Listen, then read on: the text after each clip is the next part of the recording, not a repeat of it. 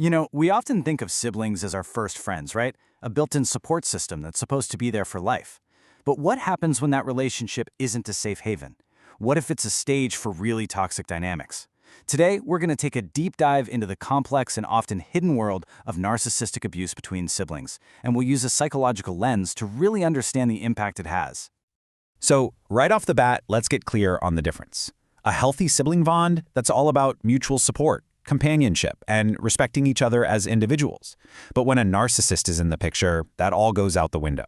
The relationship becomes totally one-sided. It's not a partnership. It's an arena for competition, a playground for manipulation, and a resource for exploitation. It creates a deeply damaging environment that can follow you from childhood way into your adult life. All right, here's our game plan for today. We're breaking this down into 4 parts. First, we'll look at the bond itself and why it's so broken. Then, we'll dissect the actual tactics of manipulation. After that, we'll explore the deep psychological scars left behind. And most importantly, we'll talk about how to finally break the cycle. See, the thing is, you can't just walk away from a sibling like you might from a toxic friend to partner.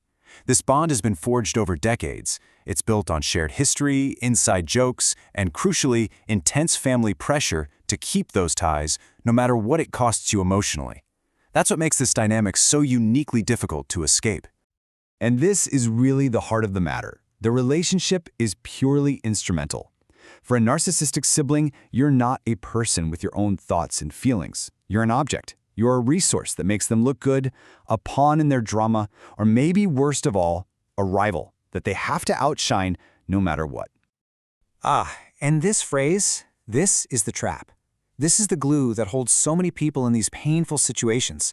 Societal pressure, family expectations. It all gets boiled down into sayings just like this. And what it does is create this immense guilt, reinforcing the idea that you have to put up with endless abuse just because you share DNA. It's how the cycle keeps going. Okay, so how do they actually do it? How is this control maintained? In this next section, we're going to pull apart the specific psychological tactics a narcissistic sibling uses to control and dominate the family. And make no mistake, these aren't just arguments. These are calculated, strategic moves. First on the list is gaslighting. This is a really insidious tool. The narcissistic sibling will just flat out deny something they said or did, even if you have proof. They systematically twist reality until you start to question your own mind, your own memories, even your own sanity. It's incredibly destabilizing. Then we have projection. This one's a classic.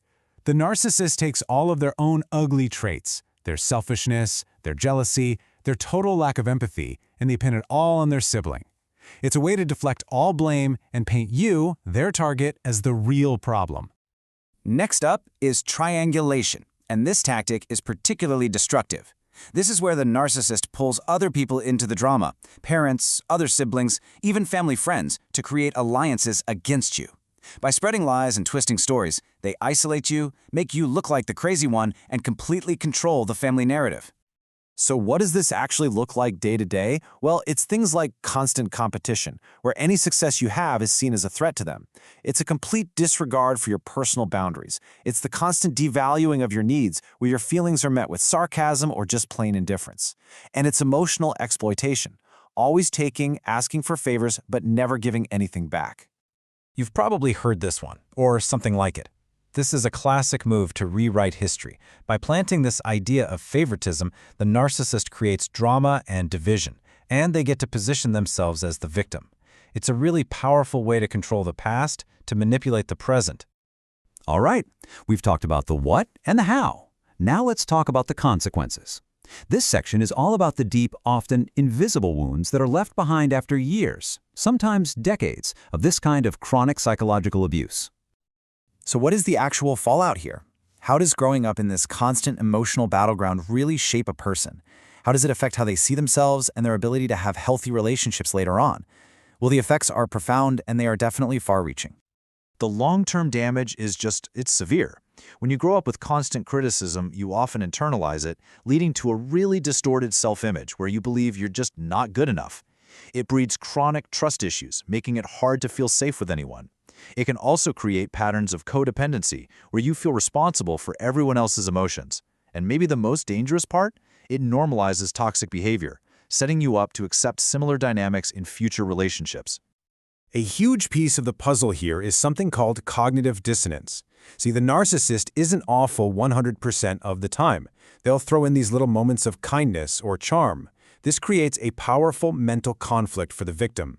You hang on to those rare good memories, and it makes it incredibly difficult to accept the larger pattern of abuse and walk away. And you know what makes this 1,000,000 times more devastating? When the rest of the family enables the narcissist.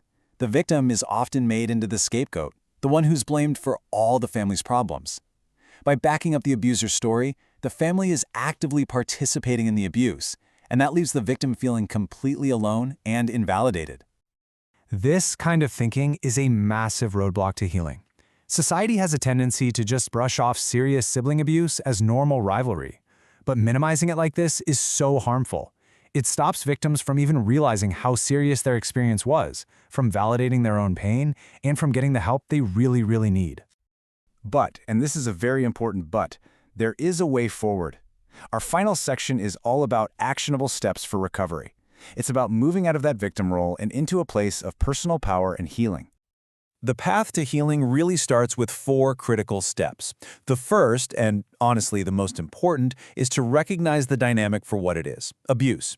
Once you've done that, it's about setting clear, firm boundaries. It's about getting professional support, like therapy, to unpack the trauma. And finally, it's about dismantling that old belief that you owe your family your well-being.